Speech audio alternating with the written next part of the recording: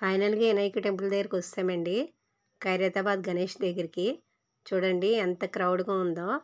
జనం చాలా ఫుల్గా ఉన్నారండి. అసలు ఖాళీ లేదు. చూడండి వ్యూ పాయింట్. ఇగోండి సీతారామ లక్ష్మణుడు విగ్రహాలు ఇక్కడ చాలా బాగా సెట్ చేశారు కదండి. నిజంగా సీతారాములు ఉన్నట్టే ఉన్నారు కదా. ఇగోండి వినాయకుడు ఎంత పెద్ద వినాయకో చూడండి. మేము 7:30కి వచ్చామండి నైటు.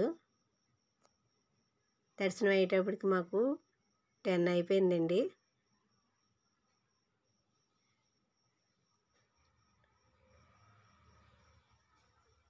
చూసేయండి వినాయకుడిని, బొజ్జ గణపయ్యని.